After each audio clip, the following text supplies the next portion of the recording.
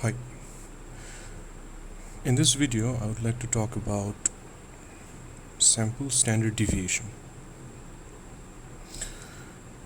A sample is a small set of data, a small set of measurements. Here we have a sample. This sample contains n measurements in total. So the first reading or measurement is x1, and then we have x2, x3. It keeps on going up to x sub n, since we have n measurements in total. At first, I would like to find the mean of this sample. X bar is the mean of this sample of data. We can find x bar by summing up the reading or the measurements. So x1 plus x2 plus x3 plus x4, we keep on adding up to x sub n.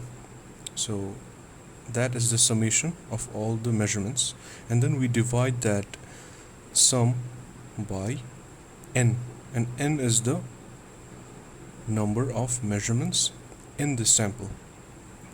Okay, so that's how we get the mean of this sample. Small s is the standard deviation of this sample in consideration. In order to find the standard deviation of a given sample, we utilize this formula. S equals square root of the summation of something divided by n minus 1. We already know what n is, and we are also familiar with x bar, which is the mean of the sample.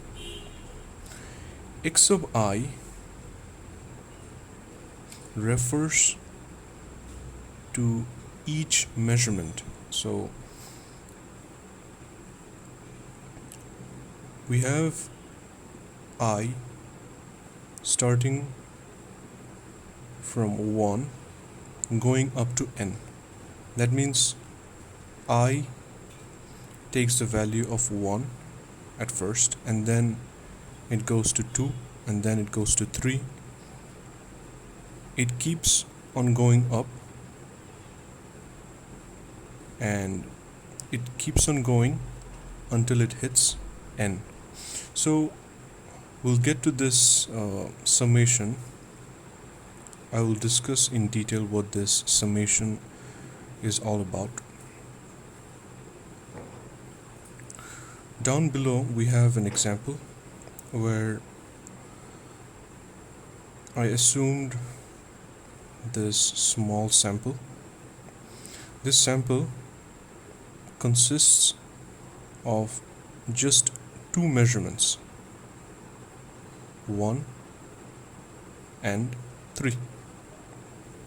So this is a sample that contains 1 and 3. Since we have 2 measurements, n is equal to 2. Here, for this instance, the first measurement is 1.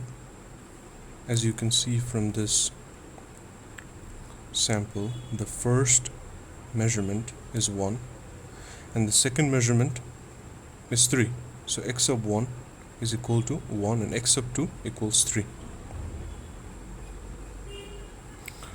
X bar, which is the mean of this sample, is just the summation of the readings. So we have 1 and 3 as our readings. We can sum these two and then divide by n. So x bar equals x1 plus x2 divided by 2, and this 2 is just capital N. So 1 plus 3 divided by 2. 4 divided by 2 equals 2.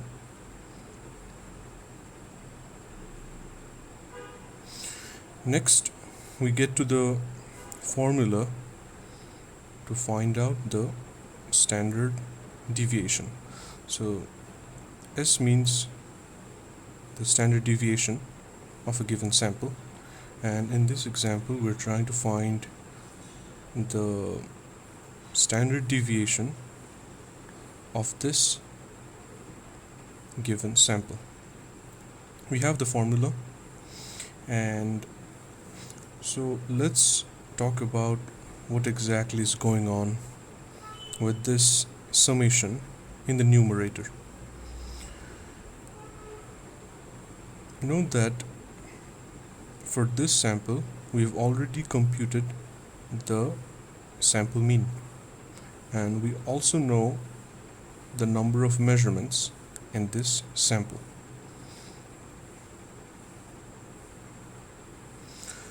Next,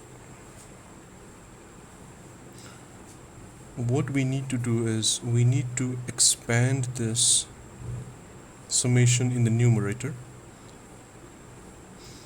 The expansion depends on how we start and how we end. We start with I equals 1 and we keep on going. We keep going until we get to the last measurement. For this sample, n equals 2, so we have 2 up here. So I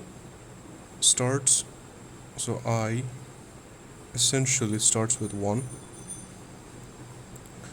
It will go up by 1, so 1, and then we have 2, but then we cannot move to 3 just because we're allowed to go up to 2, and 2 is the total number of measurements in this sample.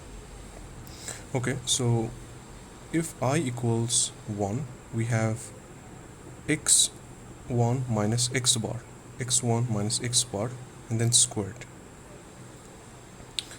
So we're done with I equals 1.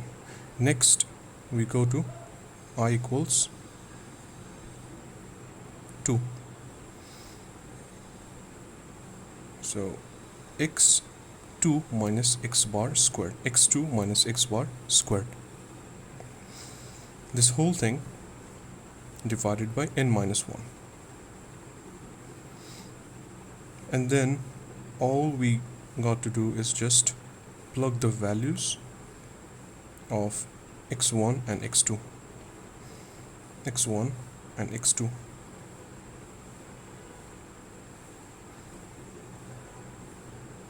And at the very end, it's just all simple calculation, and we end up with s being equal to square root of 2. So this is how you compute the standard deviation of a given sample. Note that if the sample contains, let's say we have a sample that has 1, 3, and 5. That means for this sample, n equals 3, and for a sample of this type, we would have had one additional term right here. So we need to be careful about how many measurements we have in a given sample, and that is what would lead us to finding the standard deviation of a given sample. For this sample, in this example, since we had 2 measurements only, we just have 2 terms after we expanded the summation.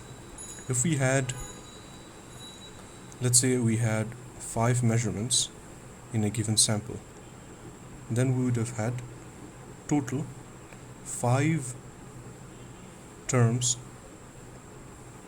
from this summation. To summarize, if we would like to find the standard deviation of a given sample, then at first we need to find the mean of that sample. We also need the total number of measurements in that sample, and finally we just apply this formula. We just need to be a little bit careful as we try to expand this summation in the numerator. So that's all for this video. Thank you.